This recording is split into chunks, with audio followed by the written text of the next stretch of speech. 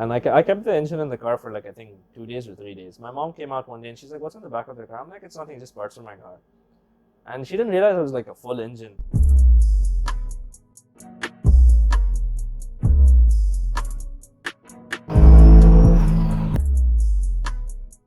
So hi, my name is Bonn.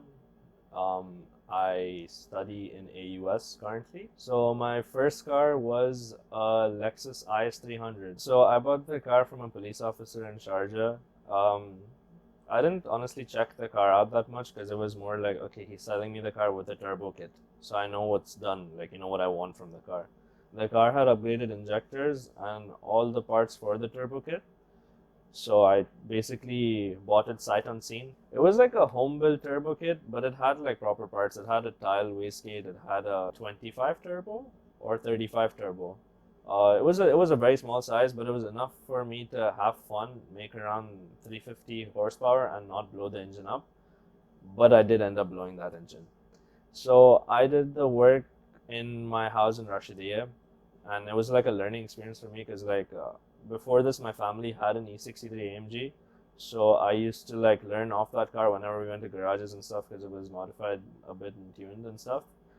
And I wanted to do work on my own on the car.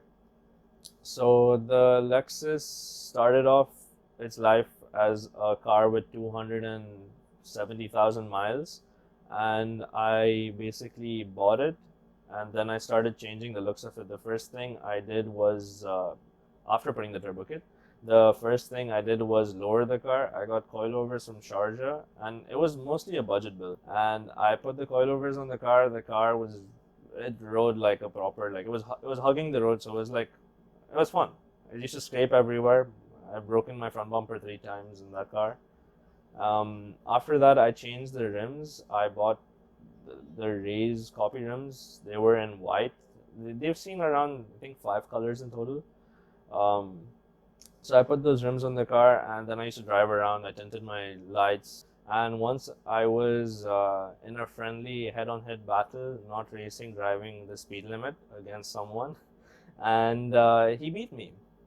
And I had a true boost controller, a manual boost controller. I stopped the car on the side without any tuning or anything. I'm like, wait, and I turned the boost up to, it was I think 0.7 bar in the beginning, and I turned it up to 1.1 or 1. I don't, it doesn't show, it just shows minimum to maximum. So I just turned it and floored it. I heard one loud. I thought my car spat fire. I was like, okay, cool, spitting fire. It shot a rod through the block. It was a stock GE block, so the maximum you can make on them is around 300 to 400, and that's pushing it, automatic transmission and everything. And I changed the block from Sharjah. I bought a block for scrap for the 2JZ GE, the non-VVTi. So it could hold boost, and I got it tuned and everything, and the car made like around 450 wheel, around that much.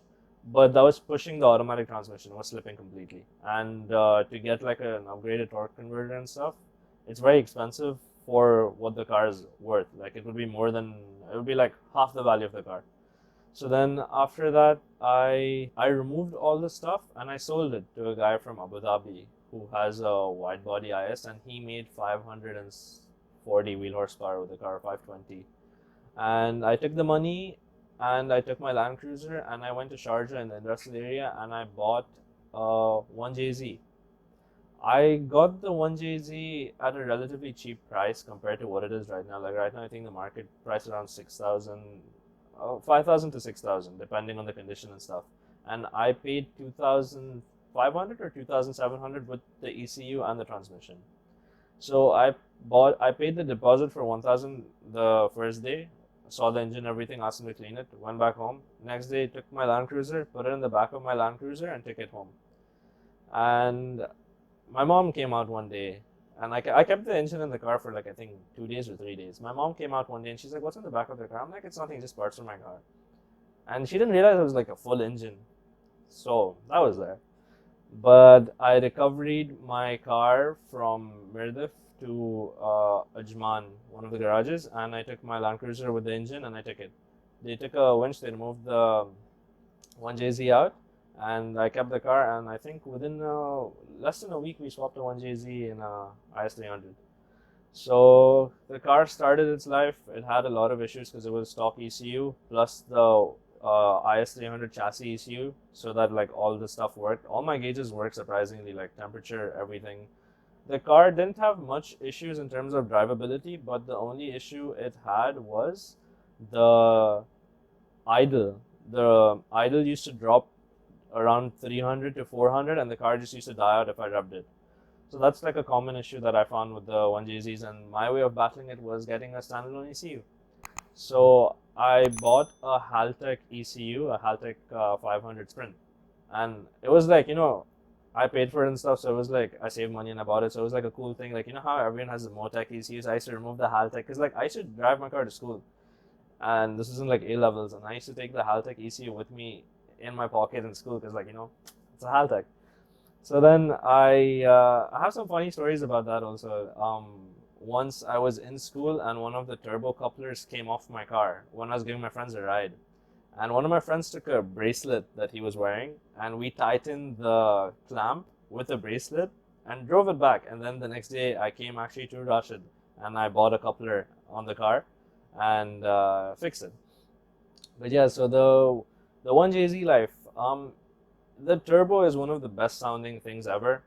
And I was running a downpipe to full straight to stock muffler. So I was never caught anywhere for loud exhausts until I got my car tuned on the Haltech. So I got it tuned and it was a 3-inch full straight pipe to a 5-inch exit. And I got the car tuned in Ajman in one of the garages, and I drove the car. That's when I got it back from tuning, like I road tuned it, and I drove it to Redfest. So it was like the first time driving the car. I don't know how I was gonna drive. It's just tuned, and it's straight away highway driving. And most of the tuning places over here, they just tune for full acceleration. No one likes drivability tunes unless it's a high horsepower build. So I drove the car in Sharjah, daily drove it, 1JZ. No one ever stopped me because it wasn't loud, and never had a issue or a headache with the car in terms of like how low it was or the noise or anything or the Makfi or Shamil dent, whatever. And I used to drive it without a headache. And then one day there was the Gulf Car Festival.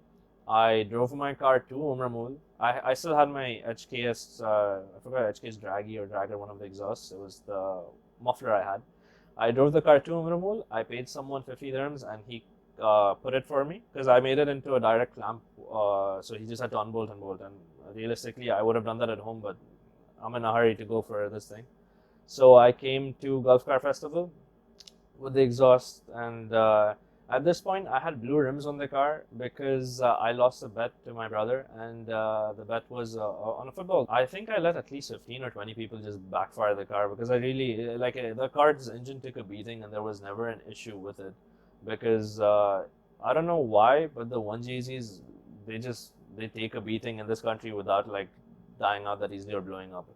So after all of this, I had fun in the show, and then I took my car from there, came back to Amrumul, changed my exhaust back. The same guy, I didn't have to pay him anything more. He's just like, I'll do it for the same thing. So I changed my exhaust, drove back to Sharjah with no headache. Now, that car had a very sad death due to undisclosed reasons. I was driving home after a long weekend, and a lot of stuff happened on the highway. I just don't speak about it. But the back right tire debeated and it burst slash debeated, like it went off. And my car spun a bit. I tried to control it, but I was like very sleepy, and it spun into the side of a Rani truck. This was in the time like during Ramadan, so everyone is still dazed, working in the morning and stuff because of the timings and everything.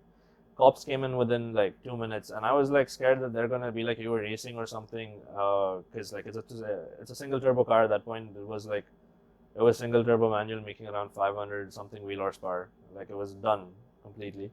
And how the accident hit in the front, the bonnet bent and just covered the turbo, and the intercooler, everything got crushed up, so you couldn't see anything. I sold the chassis to one person. That car is right now, I think, in Ajman supposedly with like 1,000 horsepower, and they use it for drifting. No, not Ajman, Russell Khema, and they use it for drifting. And after all of that, I waited for a while, and I was just like, let me just buy something better, and bought a CTS V.